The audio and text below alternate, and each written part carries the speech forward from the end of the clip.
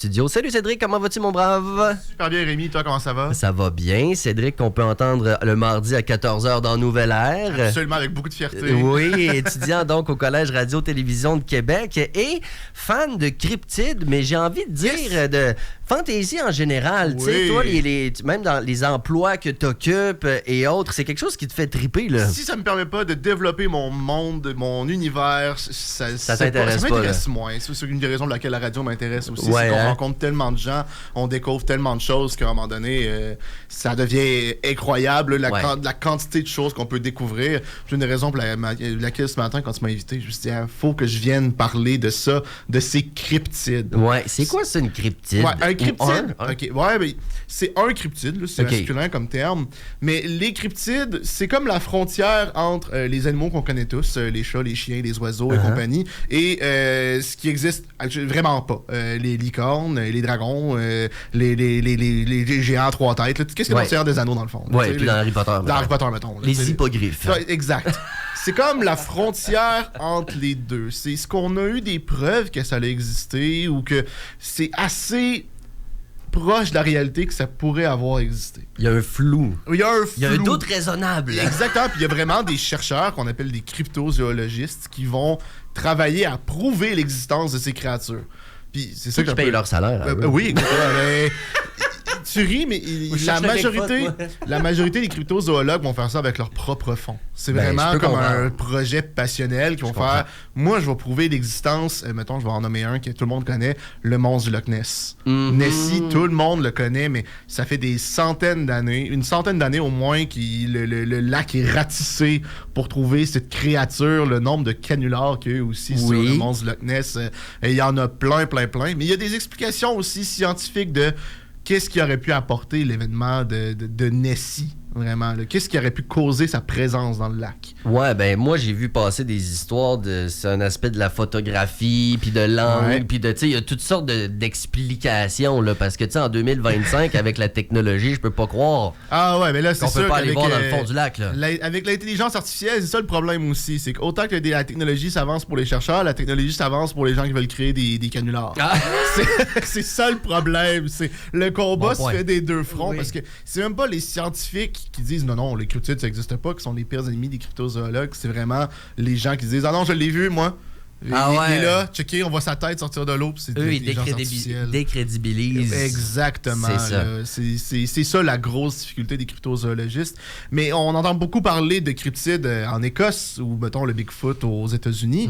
Mais on en a plusieurs au Canada et même au Québec aussi. Ça, c'est très intéressant. Ouais. Puis il y a beaucoup de gens dans les régions de Québec qui vont parler avoir vu de ces créatures-là. Puis il y a certaines de ces créatures qui vont tirer aussi l'origine du folklore des Premières Nations. Ah ouais? Parce qu'ils sont là depuis beaucoup plus longtemps que nous autres. Effectivement. On se le mentira pas. Il y a un terme que je sais que quand tu vas me le dire, je suis sûr que ça va revenir.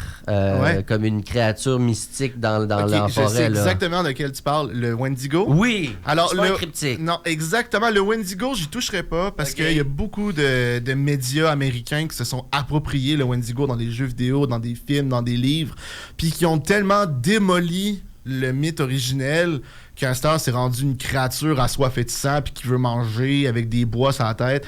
Moi, personnellement, le Wendigo, je n'y toucherais pas aujourd'hui parce que ça serait de l'appropriation culturelle, vraiment. OK, intéressant. Moi, c'est vraiment, je veux pas toucher au mythe. Renseignez-vous auprès, c'est tiré vraiment d'origine plus iroquoise aussi, le Wendigo, je me trompe pas. Fait que renseignez-vous vraiment, les auditeurs, sur le Wendigo dans ces origines-là, à place de vous fier ce que vous voyez dans les films ou dans des jeux vidéo, comme je disais, là, Fallout ou Until Dawn, là, ils vont en mettre des Wendigo comme des espèces de bibites rachitiques. Là. La description est vraiment cool. Là. Genre, on regarde le Wendigo, ça fait rêver comme c'est comme un peu le loup-garou canadien. Ouais. Mais non, c'est pas ça. C'est vraiment différent. Okay. On en aurait eu des loups-garous là, ou des hommes-chiens, là, des dogmen. Là, au Canada, on en aurait eu des espèces de chiens bipèdes qui se promènent dans les forêts puis qui seraient présents au Canada. Il y en aurait des gens qui en auraient aperçu. Ah ouais, ça a été documenté. Ça a été documenté, mais la présence des poils ou la présence des pattes aurait été documentée là, dans les forêts ou des gens qui les ont vus. Et il n'y en a pas vraiment qui ont été pris en photo. C'est sûr que prendre un loup-garou en photo, ben souvent tu ne prends pas le temps de prendre en photo petite pouce quand tu le vois. Non, si tu prends une photo, c'est en selfie parce qu'il est derrière toi. Ouais, c'est ça. Puis tu cours. Ben ouais, en courant. La majorité des cryptides, c'est surtout ça l'affaire. C'est que ça commence beaucoup avec ah ouais, j'ai vu ça, moi, un cryptide, là, j'ai vu un gros lézard sortir de l'eau. Mais ça, il y en a plein. En 2 gorgées de caribou. En 2. Ben, ça, il y en a plusieurs. Moi, les premiers que j'ai entendu parler, ben, c'est sûr que t'as le Bigfoot dans Tintin, là, le Yeti, tout ça. Mais le premier que j'ai entendu parler, moi, c'est le Jackalope. Le Jackalope, c'est un mot valise qu'on appelle un peu comme un Pokémon. Là. C'est de Jackrabbit puis de Antilope. Fait que c'est un lapin avec des bois sur la tête. J'en ai déjà vu un, moi, accroché sur un mur. Ouais, il y en a beaucoup qui font ça. Il y a des artistes locaux qui vont le faire avec des lapins ou des lièvres qui ont subi qui ont été victimes de la route. Puis qui vont réussir à récupérer la tête pour réussir à en faire un beau buste de Jackalope. Puis les petits bois de même, c'est sur quoi ça, des petits bois de même? Ils vont le tailler, je présume, pour réussir à reproduire. Mais des vrais Jackalope, bon, là, il y a différentes histoires qui vont parler de ça. Moi, j'ai le fait scientifique, puis j'ai les faits des récits et des légendes. Je veux juste les légendes. Alors, mais je vais quand même commencer par les légendes pour vrai, parce que c'est quand même intéressant. Les Jackalopes, dépendamment de quel côté de la médaille tu trouves, soit c'est un être qui veut aider les hommes, ou c'est un être qui veut leur perte. Ah! Fait que soit ça va être vraiment une créature qui a des bois, puis qui se promène dans la forêt, puis qui est capable d'imiter les voix humaines pour aider les gens à sortir quand ils sont perdus. Ou les éloigner d'un territoire, d'un ours ou quelque chose du genre. Ou qui vont au contraire imiter des voix de leur être cher pour les amener dans des trous puis dans des falaises. Puis bye bye. Mais ça aide pas à rendre l'histoire crédible quand les deux options sont tellement opposées. Là. Non, c'est ça l'affaire. C'est vraiment ça la difficulté, c'est surtout quand t'en vois un Jackalope, au début tu fais comme qu'est-ce que j'ai vu là, puis il est déjà parti. Ça va vite un lapin. Le dernier Jackalope vivant qu'on aurait vu en Amérique du Nord a été apparemment chassé par Ronald Reagan lui-même et il l'avait exposé dans le bureau ovale. Un vrai Jackalope, ça existait. Ouais. Apparemment, le dernier Jackalope qui a été vu en Amérique du Nord, c'était dans le bureau ovale qui se trouvait empaillé sur le mur dans le bureau de Ronald Reagan. Fait que c'est pas que de la supercherie des Jackalopes. C'est pas que de la supercherie parce que le phénomène on commence à le voir en Amérique du Sud. Même là, c'est certains types de lapins ou de lièvres sauvages vont commencer à se nourrir de certains types de champignons qui vont causer des espèces d'excroissance dans leur crâne, qui vont commencer à pousser. C'est pas aussi affreux que ce qu'on voit dans les photos en ligne, parce que ça, c'est édité par l'intelligence artificielle. C'est pas des espèces de cornes de démons, là. Mais on commence à en revoir un peu. C'est pas des beaux bois majestueux, mais ça reste quand même des cornes sur la tête des lapins. Ah ouais. Évidemment, on va pas prendre des lapins en laboratoire pour essayer de tester le phénomène. C'est de la cruauté animale. Mais on commence à l'apercevoir, puis là, c'est étudié. Est-ce que c'est quand la mère a mangé certains types de champignons, ça cause des problèmes chez les petits? Est-ce que c'est quand on mange vraiment le champignon de manière abondante que là, ça va causer un problème?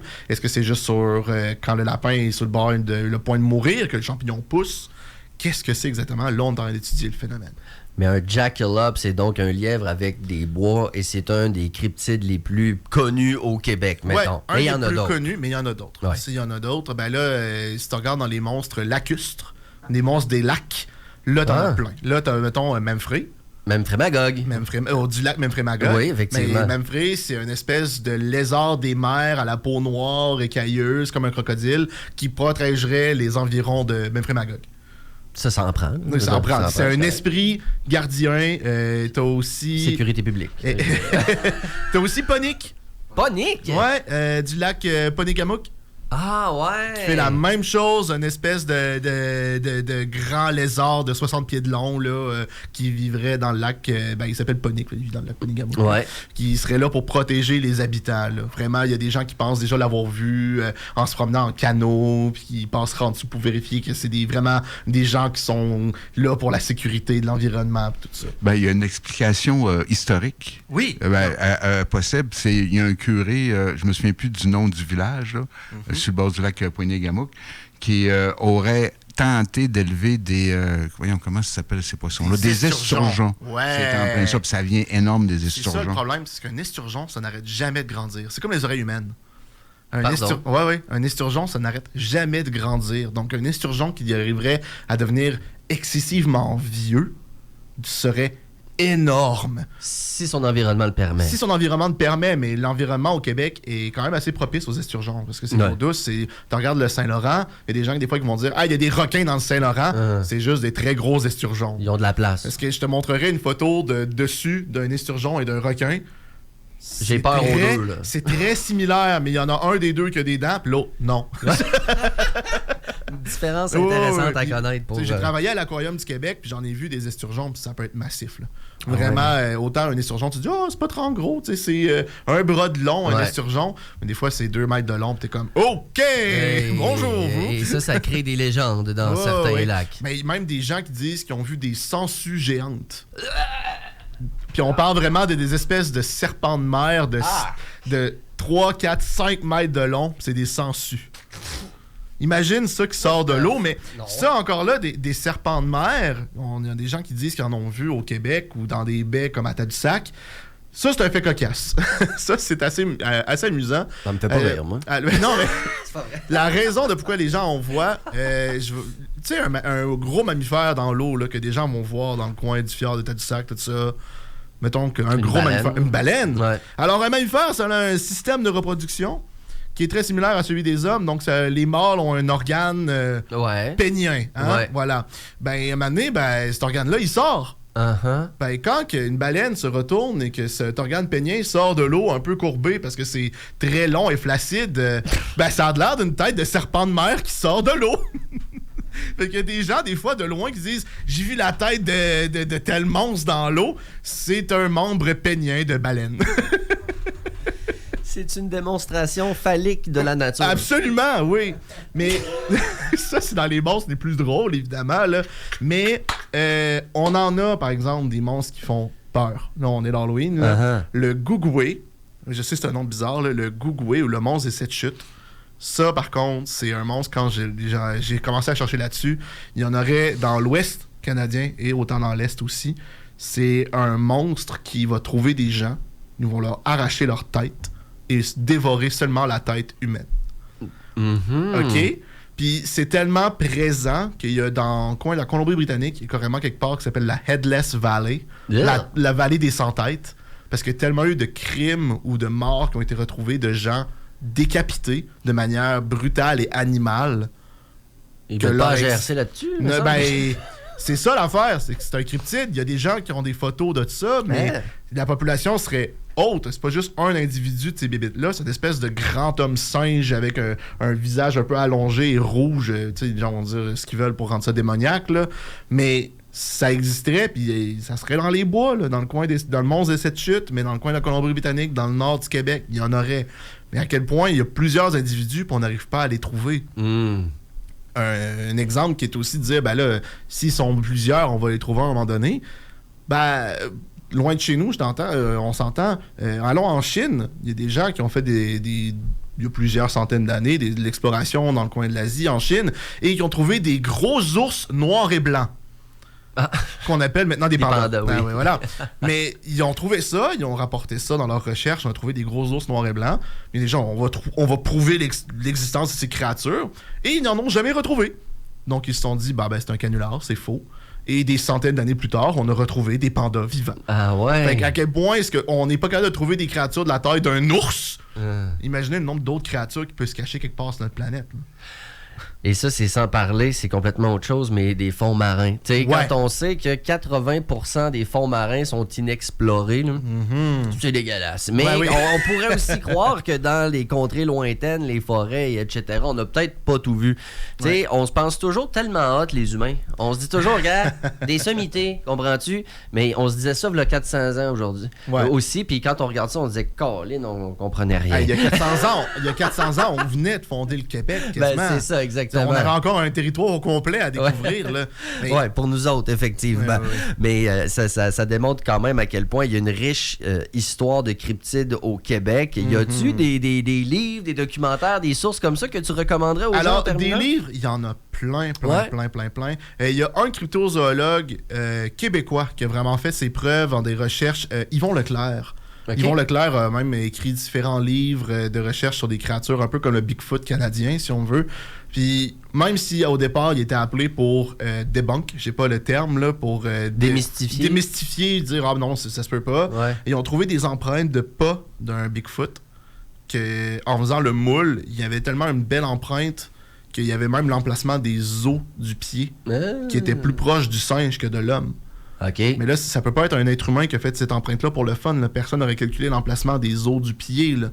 Avoir des belles empreintes comme ça, ben, c'est vraiment... Il y a des entrevues avec Yvon Leclerc qui ont été faites, là, puis c'est là que tu te dis « Hey, c'est hot, là. » C'est pas juste quelqu'un qui a fait semblant de faire des empreintes. Là, non, on en a plusieurs à différents endroits, puis ils sont tous identifiés à avoir la même structure. Ça existe.